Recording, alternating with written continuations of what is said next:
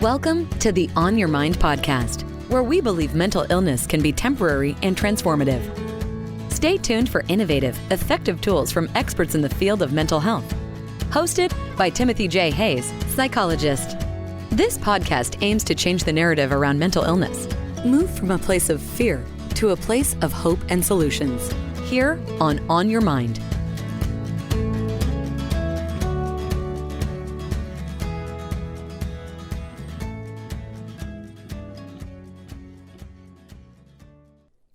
Dr. John Gray is the author of the most well-known and trusted relationship book of all time, Men Are From Mars, Women Are From Venus. Dr. Gray has written over 20 books. His most recent book is Beyond Mars and Venus. His Mars-Venus book series has forever changed the way men and women view their relationships. John helps men and women better understand and respect their differences in both personal and professional relationships. His approach combines specific communication techniques with healthy nutritional choices that create the brain and body chemistry for lasting health, happiness, and romance.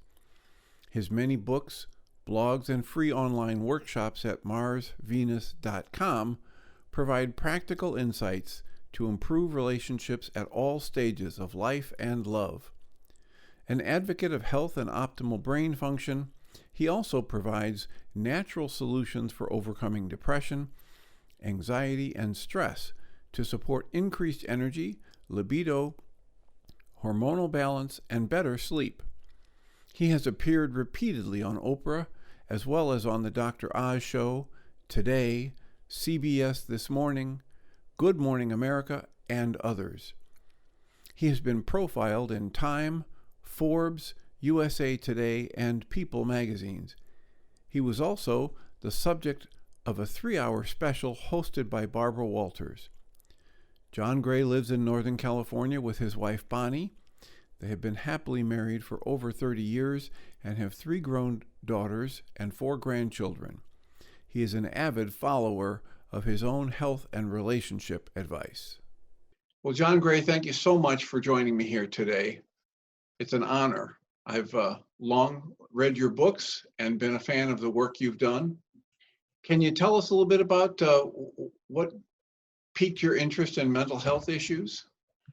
Well, I'm 68 now, but when I was 18 years old, it was the Beatle generation, rock and roll. After Woodstock, everybody got very high and we crashed down. And the Beatles said that you could go and learn meditation and you can get high and there's no crash.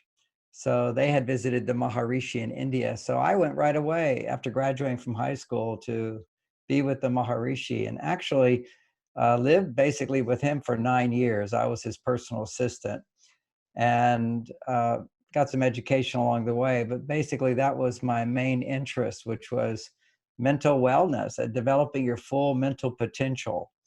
And meanwhile, my brother Jimmy, my younger brother Jimmy, was he also got really high, but he came down and stayed down with symptoms around 21 years old, when often it shows up bipolar. And meditation really didn't do the trick for him. And I tried to help him. So I ended up then saying, well, I'm happy with my meditation, but I'm going to go to California and study psychology. And maybe that could help my brother. My brother eventually committed suicide. I developed these ideas in psychology, taught classes. It just brought up too much stuff for him. He couldn't even come to the classes. Eventually shot himself. So I, besides all my relationship work and my personal growth work, I'm really committed to helping people who have those extremes in their moods, and eventually found something that, along with good relationship skills and good nutrition, adding to it a healthy dose of lithium orotate. Now, my brother Jimmy was taking lithium carbonate, and that causes stability, but bad side effects, because you're taking 500 times the dose that you really need of lithium if lithium's bonded to orotic acid. Orotic acid is a delivery system into the brain. It comes from mother's milk. And all you need is a little lithium, and every neuron in the brain requires lithium to balance the dopamine and serotonin levels, along with other nutrients as well, vitamin D, vitamin K2, calcium, magnesium, potassium, zinc, all these things together. But the key one is, I think with my brother and for many bipolar people, is that tendency to be addicted to sugar, to get that high. They get addicted to the high, the manic state. And that immediately depletes the brain of lithium. I recommend lithium orotate to everybody, simply who eat, these processed carbohydrates. It's not so extreme as bipolar, but I just see people with so many ups and downs. And it often shows up in our relationships as doubting our partner, feeling we could find someone better, being too picky, being a perfectionist, being too demanding of our partners in our minds or of ourselves, just pushing ourselves so hard that we either become high achievers, but we're never happy or satisfied with what we want, or we have such high expectations of ourselves, we become depressed because nothing we do really lives up to what we think we should be doing. So that's sort of the parameters of the brain these days. We live in this, in a sense, bipolar society, and a big part of it is our diet, and which is the processed carbohydrates that deplete the brain of these important minerals. Well, and I've heard several of your talks and podcasts where you do a wonderful blending of the need for that balance in brain chemistry, along with the need for understanding how to process emotions. We can talk. Yeah, I love to talk about that, because as in the mind, so in the body, as in the body, so in the mind. It's one of the basic concepts of wellness and health.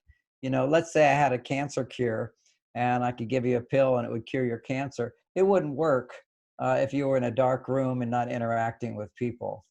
The mind must be getting its nourishment through behavior, through thought processes, managing emotions, and the body provides the building blocks to support that positive thinking, that loving thinking.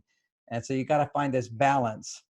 And then when you come to the emotional, lack of emotional intelligence in people in our society. Now, we've never really had emotional intelligence, to be quite honest, in our culture.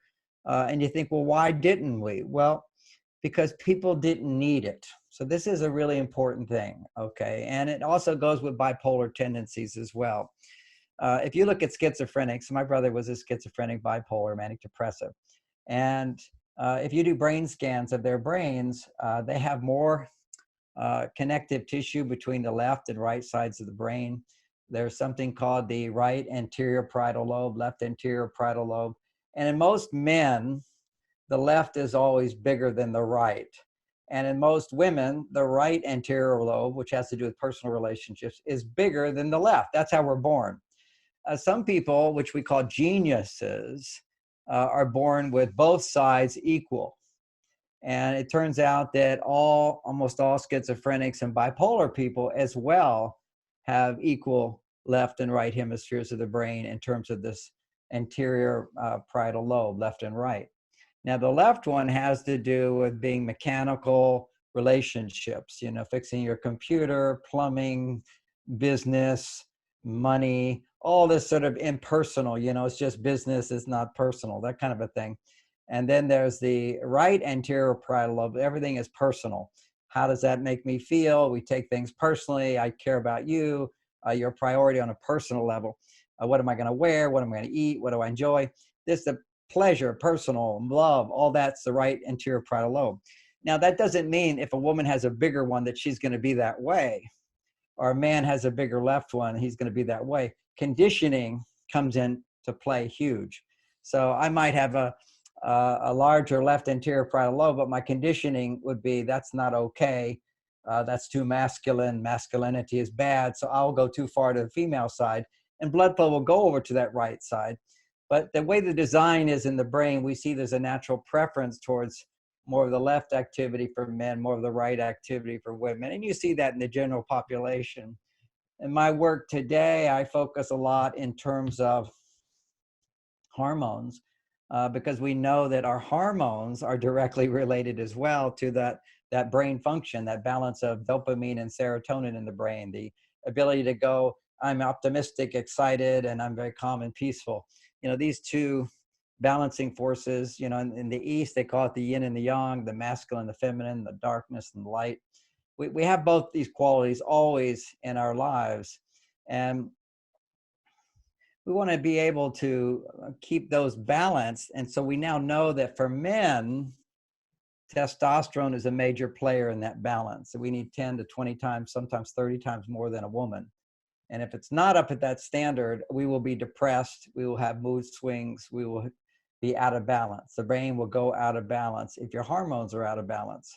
If your brain's out of balance, your hormones will go out of balance. But the thing about hormones is our behavior dramatically affects our hormones. Our thinking affects our hormones. The management of our emotions, which is your question, I'm going to get to it, directly affects our hormones. And women, they need 10 to 20 times more estrogen in order for well-being. And sometimes they need more progesterone for well-being. So these major female hormones have to be in balance for their stress levels to go down. Men need to have healthy testosterone levels in order to manage stress in their body. And particularly today with COVID and concerns about wellness and health, we need to focus on, why some people die from a virus and other people don't. Now, some people show no symptoms. Has a lot to do with the health of our immune system. And our immune system is it's directly affected by our hormones. Okay, so if you're producing stress hormones, which are the opposite of testosterone and estrogen, as I mentioned, the stress hormones inhibit digestion, and that leads to bipolar problems. It inhibits the immune system, and that leads to sickness. And when there's a virus going around, you die. So we want to be aware of the behaviors that will support testosterone in men, more estrogen, progesterone in women. And that's something we'll get to. But you talked specific about emotional intelligence. It's a big theme. I've written my earlier books, even before I wrote about gender differences, were all about emotional intelligence. I didn't use that term. Goldman developed that term. It was a really good term. For me, my first book was What You Feel You Can Heal. And I made the discovery for me was that if something upset me, we call that stress. If you feel the stress emotionally, it had basically 7 components. And if you look at all 7, suddenly whatever's bothering you is no longer bothering you. It's giving your consciousness, your awareness, the opportunity to look at these 7 parts. So if I was to hold something up, here's a mouse for my computer. If I'm looking at it, I'm just seeing one side. I'm not seeing the side, this side, the other side, the upside, the downside. These are the whole thing at once. That is what allows the brain to process stress. See, anytime we're stressed, we're not seeing the whole picture. We don't see the whole picture. If we see the whole picture, then we're in present time. And no matter what's happening, you might, in an easy way, say, it's no big deal, I can handle it. Stress is, this is a big deal, I can't handle it. No big deal. Doesn't mean the fire's not burning down a house, but no big deal, I can handle it. I'm here present, being able to do it. Well, that's the 7th perspective that you get as a result of seeing the whole picture. So what does the whole picture mean when you're stressed? Well, and when would you need this knowledge? Sometimes you're angry and you kind of go, well, I feel good being angry, and now I'm going to let it go. What I'm about to say doesn't apply to that. It's sometimes we feel sad and we feel, no, my wife died 2 years ago and I was sad, and it felt good to feel the grief. It was part of my healing process. But at a certain point, I have to let it go and move on and look at all the obstacles to moving on and so forth. So you must feel what you feel, but there's a place where when you're feeling something, you feel stuck. And that's the key here, is when you're stuck, that means you're not looking at the whole picture. So there's levels of emotion. The first is what you feel right away. And we'll take anger, for example. When somebody's angry, they're irritable, they're grumpy, they're angry, they're mad. that's just going around and around in their head, and they would like to let it go and feel happy. You don't feel happy generally when you're angry, unless you're just briefly experiencing and it feels good. I'm in touch with what I feel, but definitely don't act on it. But I'm in touch with what I feel, and then I want to let it go. But it just stays. It repeats and repeats and repeats in the brain. Okay, what's going on whenever a negative emotion repeats is that we're not looking at other emotions that are there, but we're not looking at. So, for example, anybody who's angry, anytime you're angry, you're also afraid.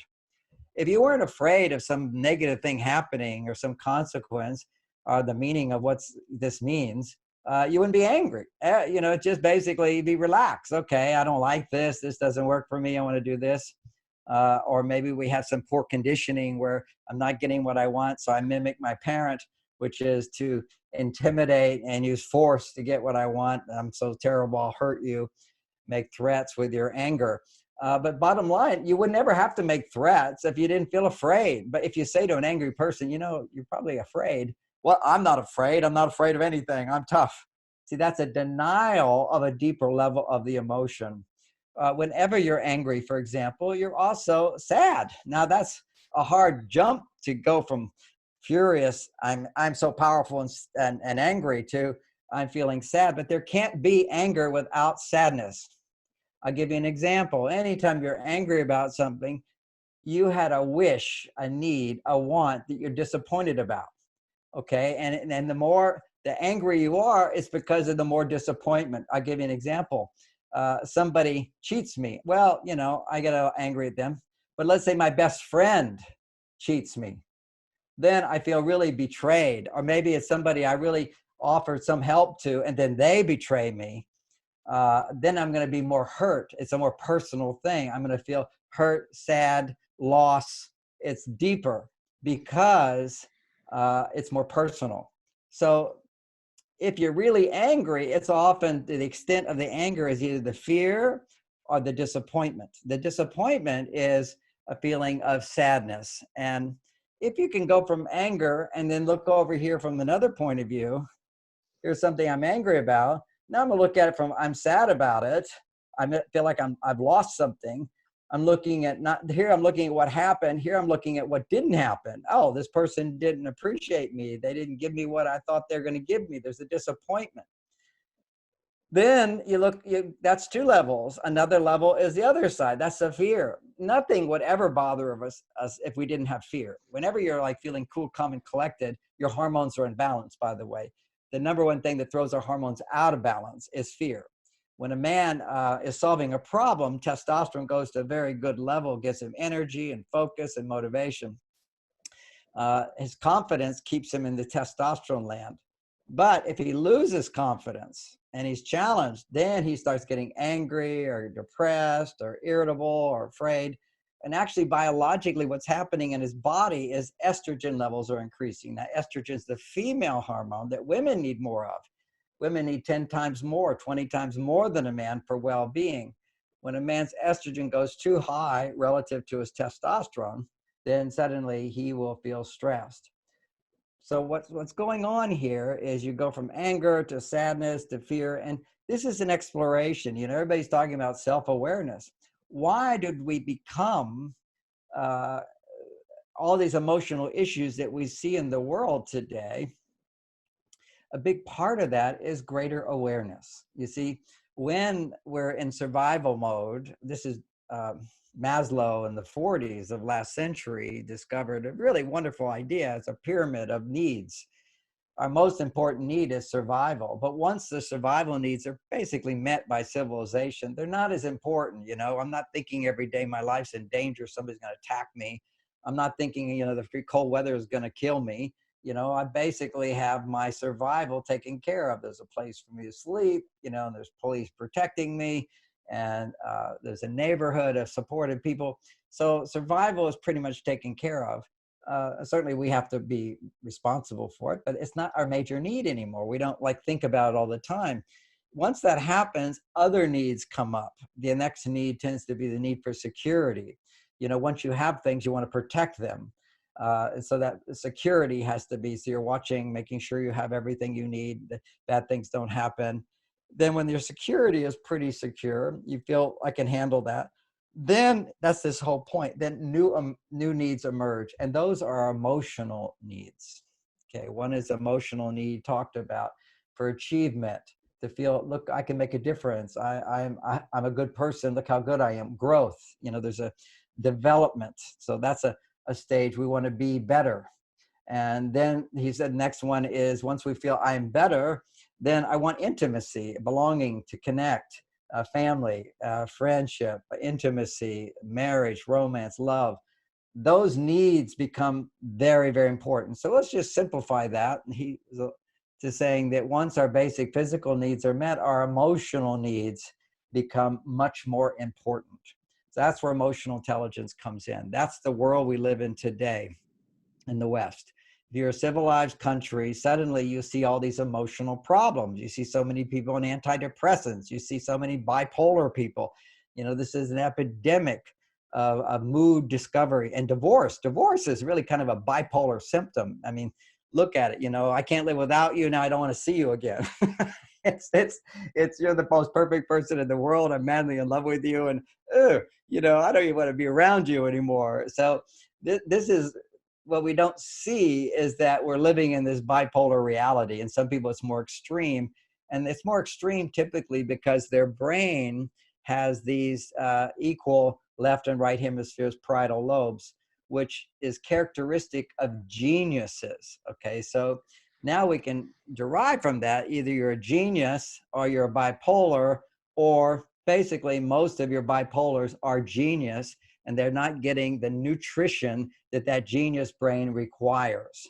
That's the whole key here, is you'll see that the amount of people who commit suicide, who have psychiatric symptoms, bipolar schizophrenia, the percentage of those people is highest in Harvard and Stanford graduates. Okay, so if your brain is such that it can, look at 10 digits and absorb it, you're smarter than other people. In terms of smarts, doesn't mean wisdom, by the way, but it does mean you've got this brain that works faster and bigger and better than most. You can get into those schools, just the SAT tests. It's like, I could never get to those high levels of the SAT test just to get in those schools by those requirements. So those are these genius brains that just work faster, and they remember more and they absorb more. Having said that, I just want to remind everybody, that doesn't mean they have street smarts. That doesn't mean they make a lot of money. It doesn't mean they have good relationships. It means they can absorb science quite well, and they can be in a laboratory, or they can write books about certain subjects and develop things.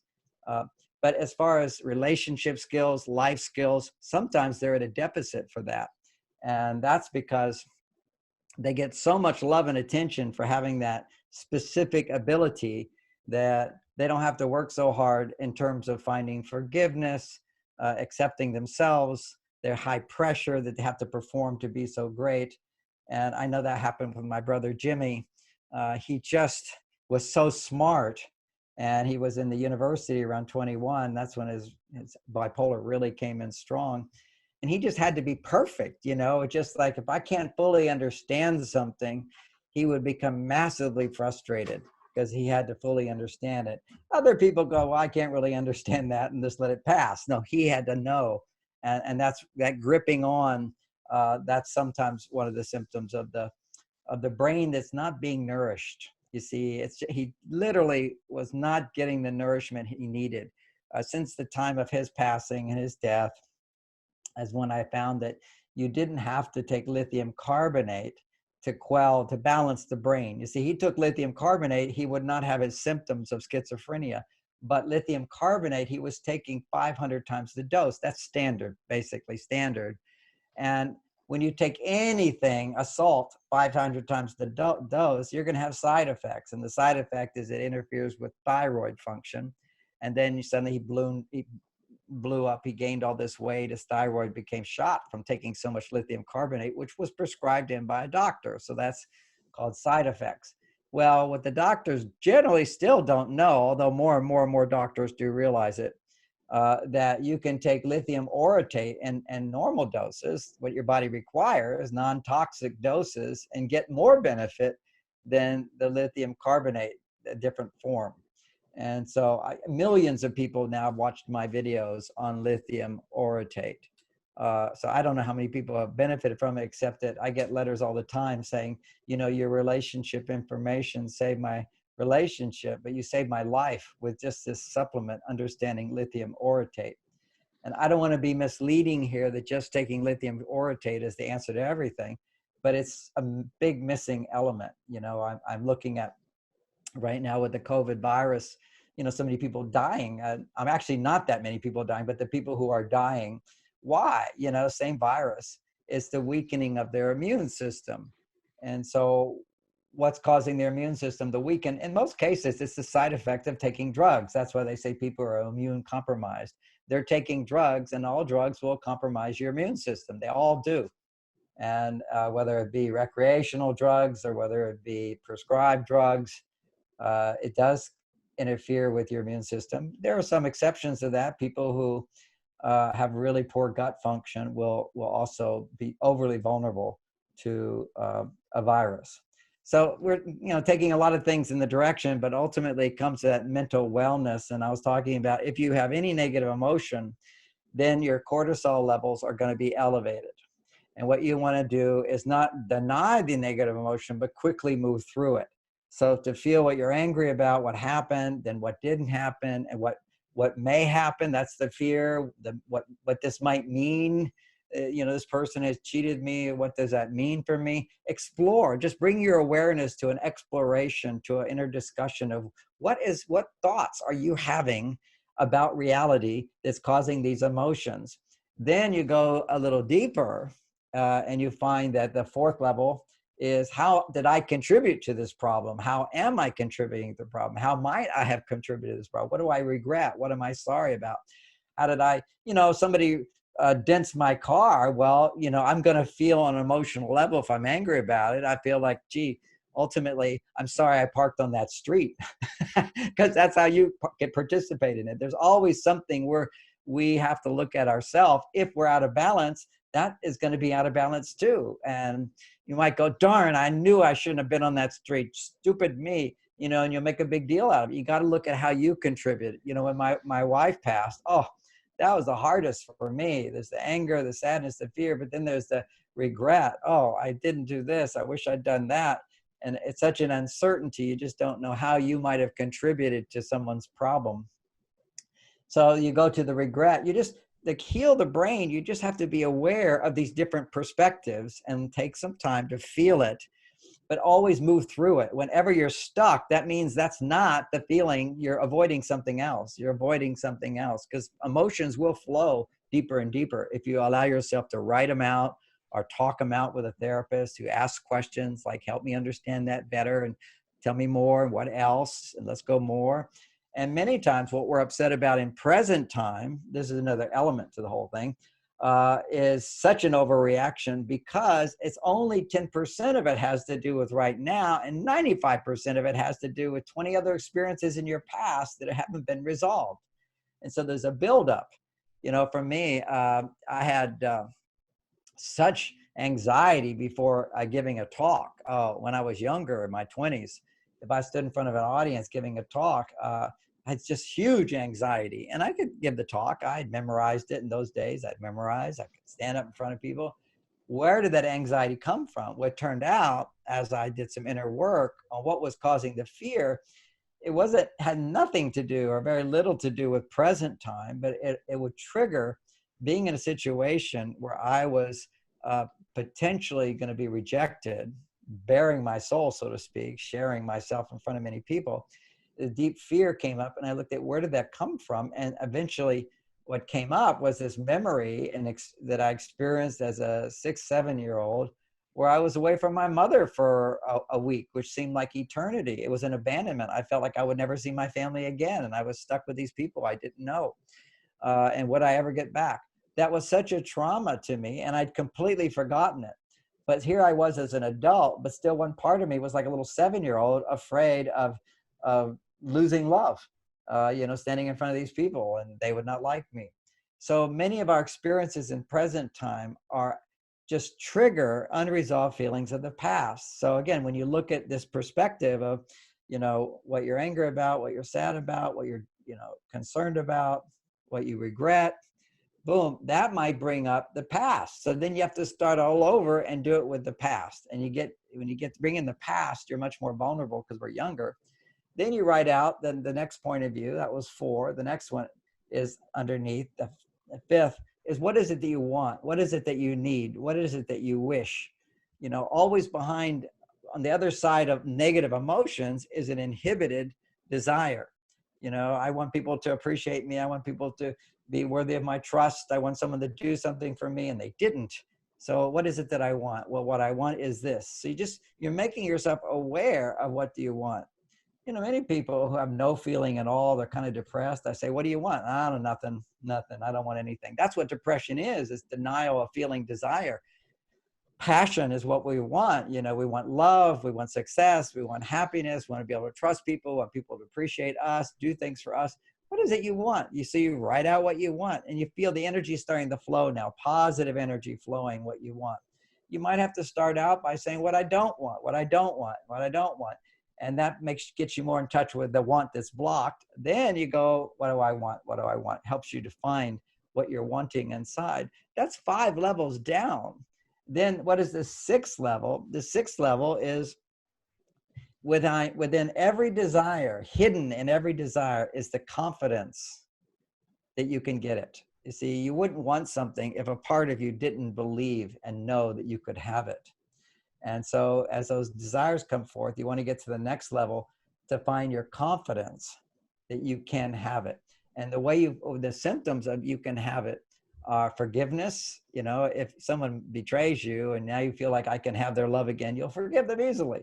Forgiveness, understanding, you're able to look at another person's point of view. Love is always underneath desire. Something we would love and we feel confident about having. I can have. And one of the things that can help you at that time when you're writing out your feelings of what you want is now to write a letter to yourself, imagining the world speaking to you, that person or that situation, speaking to you, saying, I hear you, I'm here for you, I love you, I'm sorry, I didn't give you what you needed, you deserve more. And so you get that positive message so that you can then feel the confidence that, yes, I do deserve to have what I want. So that being the 6th level. And then you just ask yourself, so how do I feel right now, having receiving all that support in your imagination? Well, you feel at ease. You feel like, okay, I'm ready to move on. It's no big deal. And that's the key we want to get back to, which is don't sweat the small stuff. And it's all small stuff. That was a great little book. He was a friend of mine that wrote that. It's certainly we can say it's big stuff. Okay. My wife dying was big stuff, but coming back to the place of, I don't need to be so tormented about it. It's like suddenly I can handle it. That takes a little bit longer when it's something big you're processing. But the normal stresses of daily life, we can learn to process those emotions. If we can't go to any of those 7 levels, what happens is we get stuck in one of them. And being stuck holds our cortisol levels in an elevated state. And so that's called emotional processing. Now, once you learn emotional processing, we have protocols to do it. If you ever use your emotions to change somebody, you cannot move through those feelings. Okay, I'm just going to go through that again. If you're angry, and your intent behind it is to use your anger to change somebody, okay, you should know this is really important, and I'll hurt you if you don't do what I say. Anytime you use your negative emotions to get what you want, often we use sadness and hurt to get sympathy. Often we use fear to get out of things or to justify not doing things. Sometimes we use guilt. Oh, now you can trust me again because I feel so bad. When you start to use negative emotions to get something in the outer world, and this will be a more primitive part of the brain that does that, then what happens is we get these automatic pathways. The unconscious mind will start using that emotion again and again and again. As soon as we feel in our life, I don't have what I want, boom, they come right up. For example, in my life, when I was wanting the audience to like me and I didn't know if they would, because you never know what people are going to think, it brought me back to a place of unknowingness as a little child. I don't know what happened. And boom, that pathway, it just gets activated automatically. So we have these emotional reactions. They're automatic. And what do? You know, people feel powerless to change it. They walk around, things upset them all the time. Like, do you want to be upset by life all the time? Well, you're going to be until you learn to take responsibility for, rather than using those emotions, you know, when they come up, you start to buy into them and feel like, yes, I have to believe, I have to do something about this and tell somebody this. No, you do it from the point of view of embracing the childlike part of you that doesn't have the whole picture, doesn't see all the 7 levels. It's sort of stuck in one. You embrace it, you hear it, you listen to it like a good therapist or like a good loving parent, to basically come back to everything's okay, everything's okay, everything's going to be okay, everything's going to be all right. That's what we have to do. So we use our negative emotions, awareness of them is to come back to everything's going to be okay. Now, why is this so important knowledge to have today? As I mentioned before, according to Maslow's hierarchy, we have a greater need for love. See, that's what's happened is you know, they used to treat children like animals and they didn't, you know, have all these depression and bipolar stuff, whatever. They just were not aware. They didn't have the sensitivities that we have today. Those sensitivities are coming up more and more in the world as the world becomes a better place. And as that happens, we see the emotional traumas, the lack of emotional wellness increasing. So we have to, one, learn the emotional intelligence, how to process these things. 2, get the extra supplements that we need when those times of elevated cortisol are there. Because when that's there, we deplete the brain of what it needs, and then the brain loops, and the problem just keeps happening again and again and again. What I found with lithium orotate, why it was so wonderful, you sometimes see like within a day, if you've got a pretty reasonable good life and you've got pretty reasonable diet, so you're getting most of your nutrition, and then your brain just loops on things, just taking a little bit of lithium orotate, 4.5 milligrams twice a day, combined with uric acid, which is several milligrams, several hundred milligrams. But the little pills, when you get lithium orotate, they're almost always 4.5 milligrams. Take 1 or 2, your brain stops looping. I mean, it is amazing how quickly I've seen that work for people.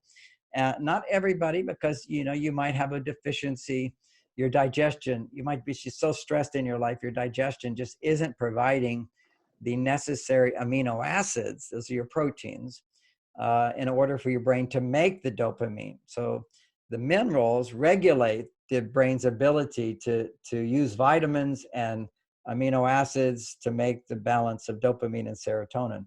But lithium is like so important. You don't need that much. Every neuron needs it. It's using it all the time to keep the right balance of dopamine production, which is excitement and optimism, and I can do, along with serotonin, which is everything's okay, no big deal, no emergencies.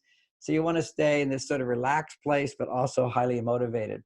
And these are neurons that do this, and lithium regulates. It's so powerful.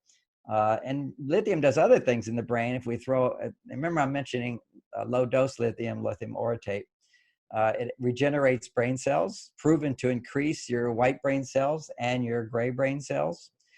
Most people, their brains, they lose the white brain cells, they lose their gray cells as they get older, whereas lithium has proven to increase the production of these brain cells to become smarter and healthier. So you actually grow your brain with lithium. It also helps protect you from mercury toxicity. It's another thing it can do. Zinc does that as well. Calcium and magnesium are very important as well. They're all players. It's just that calcium produces the dopamine, magnesium produces the serotonin. You need a nice balance of that. Vitamin D allows your neurons to absorb the calcium. Vitamin K2 pulls the calcium out, so the calming influence of magnesium can produce serotonin. This is all happening in the brain trillions of times every few minutes. These nutrients, microdoses of them, don't have to take so much. It's just that we deplete ourselves when we're under stress, and then we would deplete ourselves even more when we soothe our stress with addictions. And maybe the most potent of all those is sugar, the sugar addiction, the processed sugar addiction.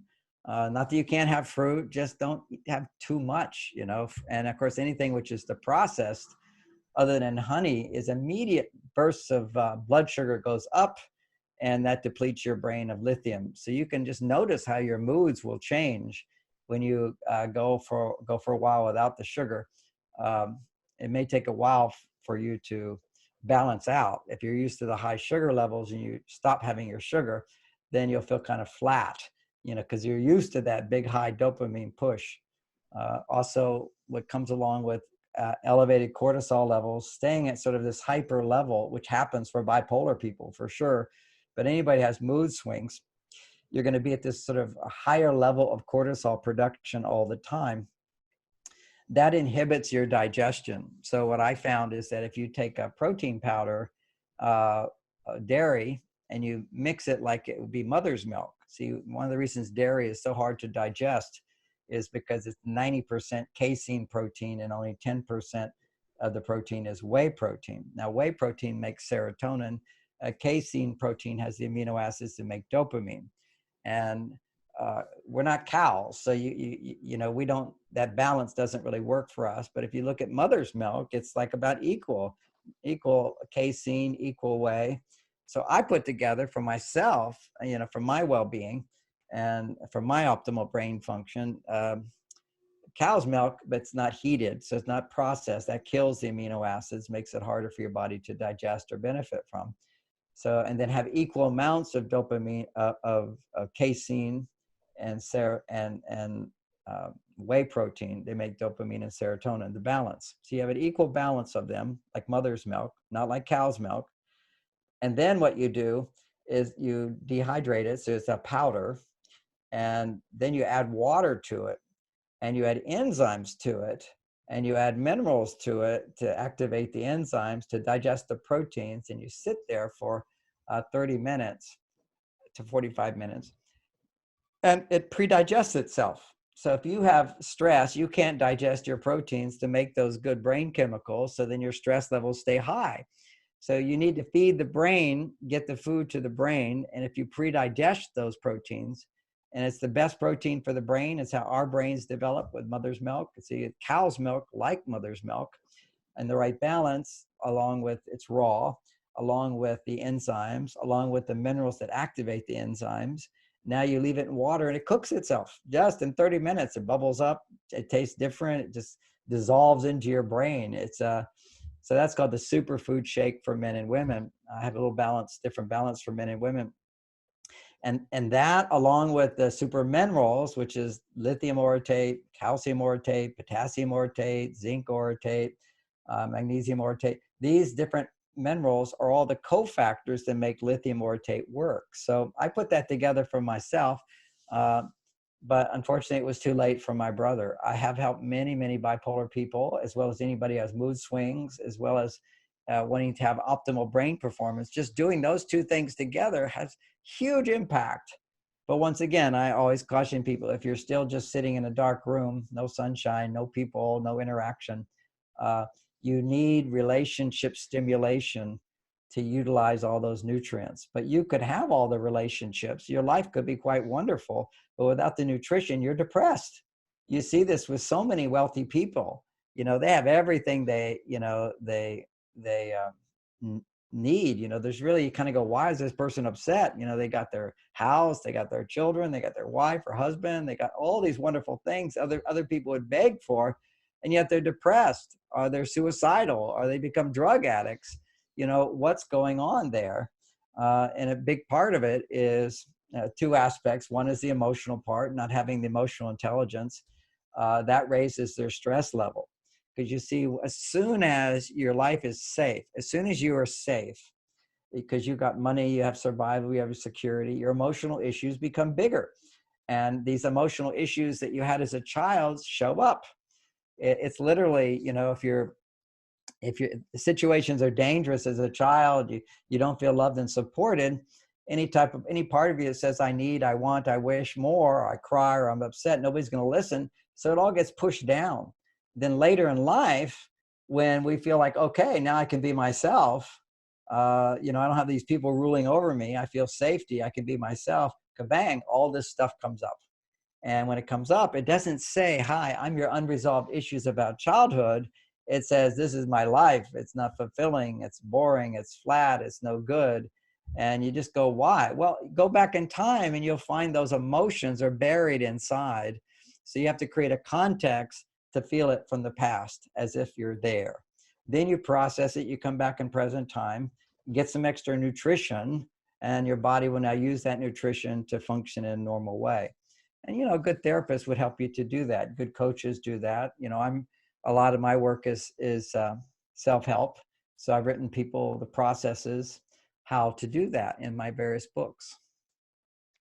Well, and it's one of the reasons we wanted to talk to you is because as I look at these things that you've written and some of the things you talk about in your interviews, I know that it's so fundamentally sound in terms of processing the emotions, in terms of being aware of the emotional state being created inside me.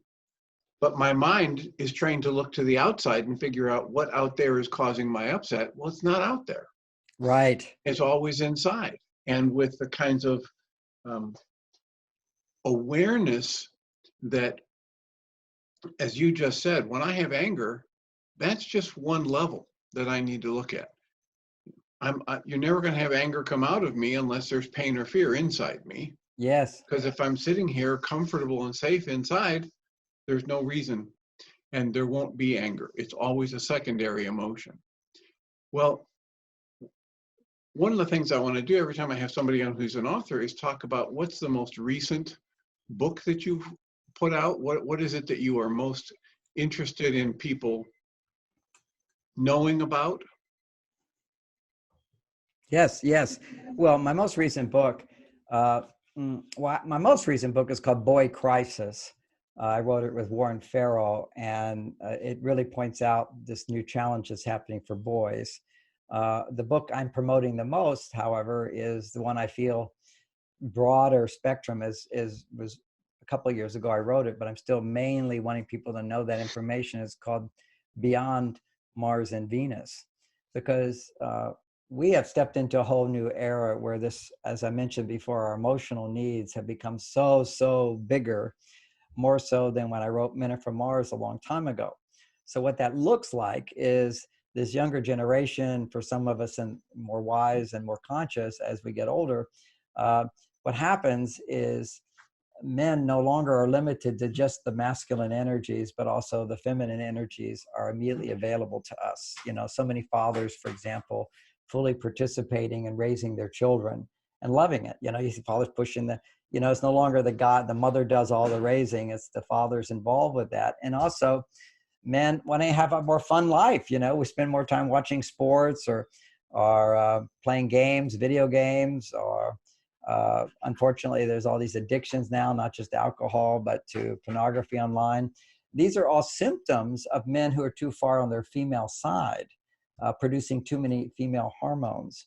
And that's very easy to do. It's very easy to just go to your female side if you're a man today, because we have this greater awareness. We can go to our emotional side much easier. We become all emotional. But what we don't recognize is that when we're becoming emotional and talking about our emotions to somebody we're upset with, estrogen levels are going higher and testosterone is going down.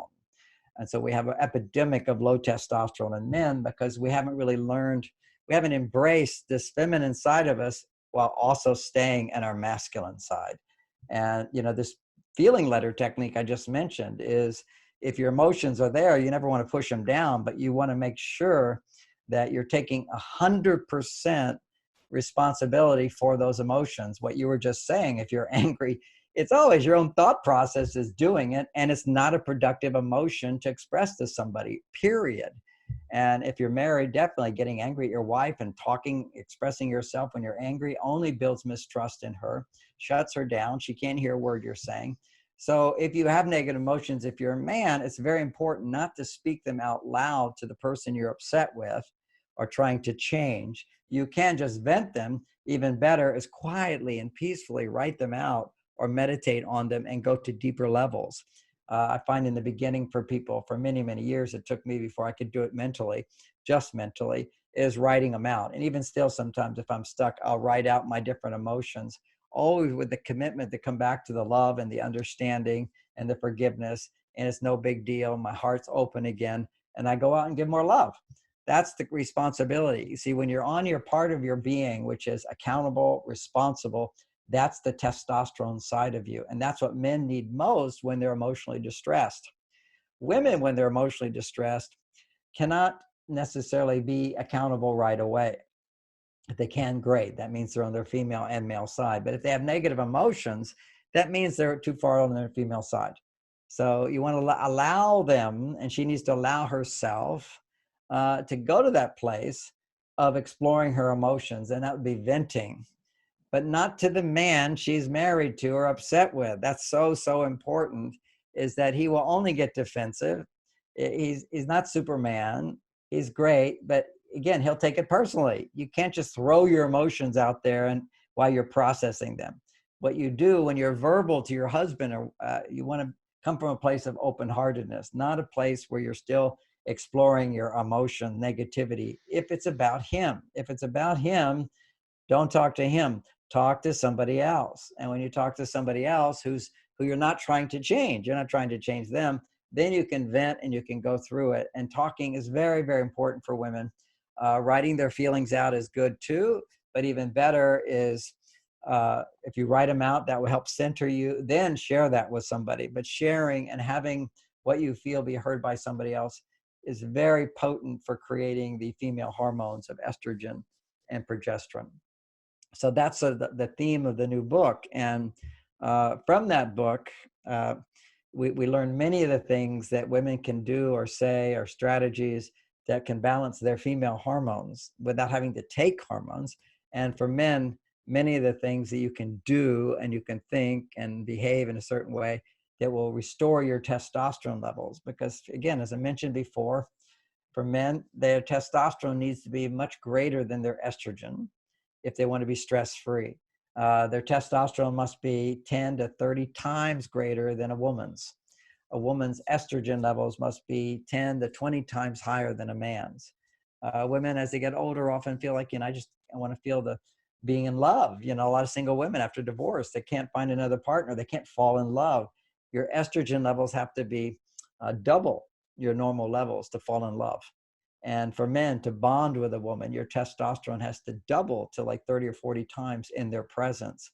And so this is what stimulates testosterone.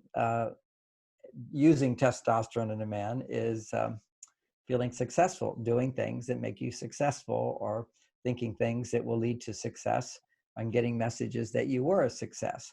Now, women want that too. They want to feel successful, but it doesn't lower their stress.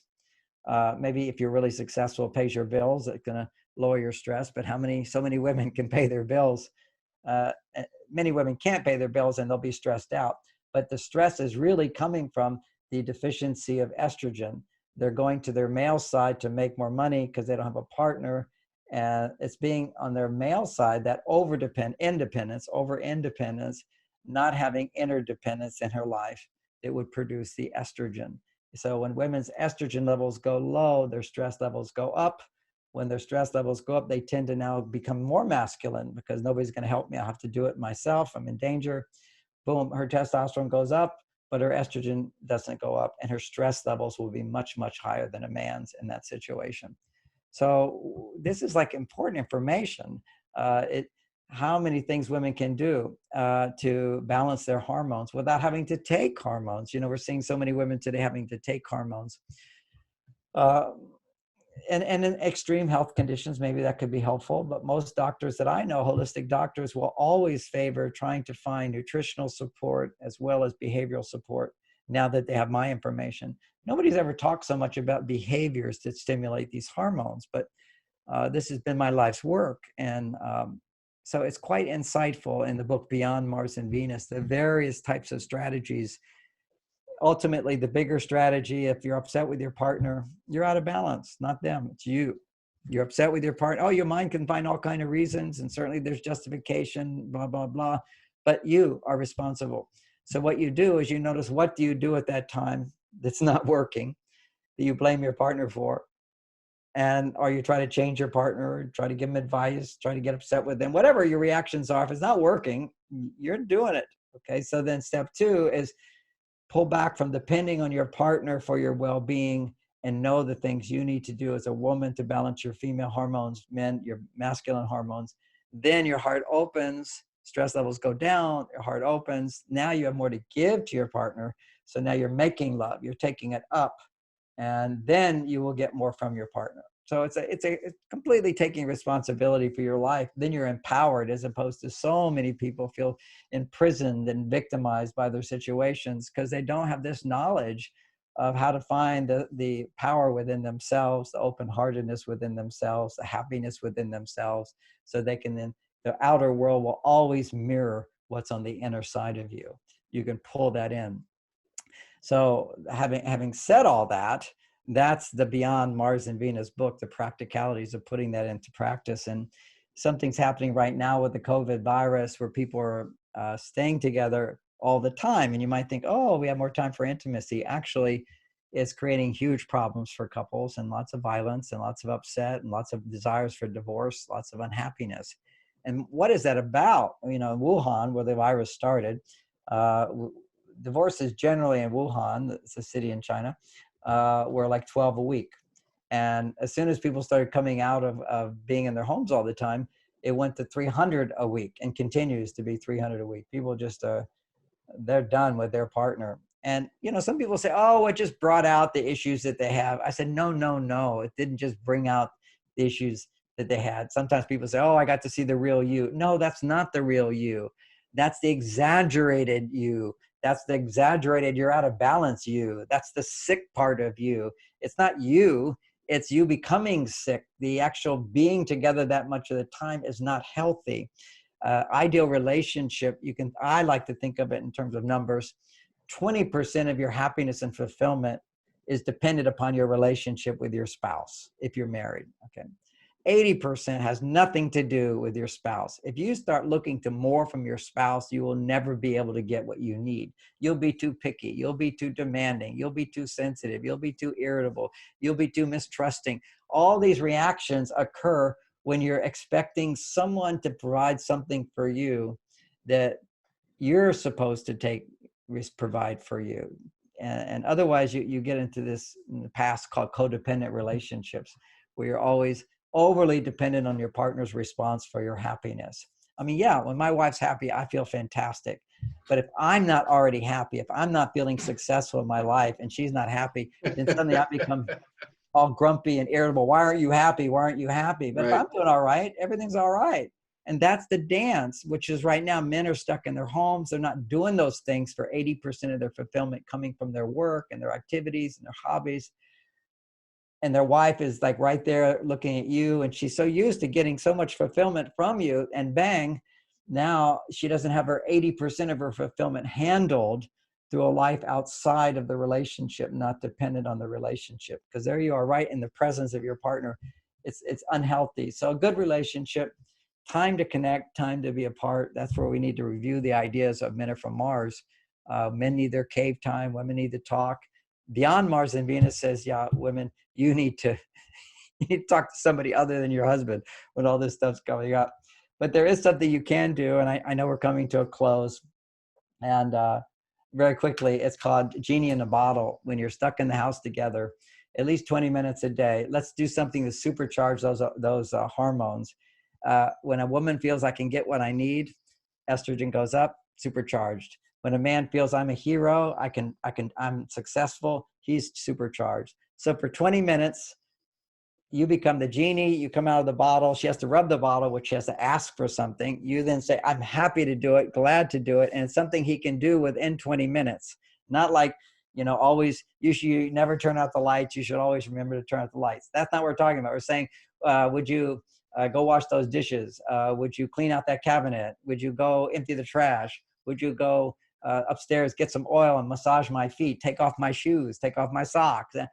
It's specific requests, and lots of them within a 20-minute window, because every request, if you get an immediate response, is a surcharge female hormones for the woman. And she will begin to delight and appreciate. It's a game. In the beginning, just pretend like you're really having a good time. Then within 5 minutes, you will be having a good time. It will charge up those emotions. And try to do as many little things as possible.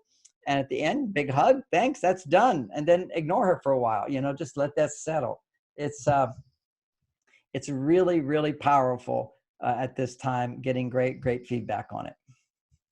Wonderful. Well, I greatly appreciate your time sharing this with us.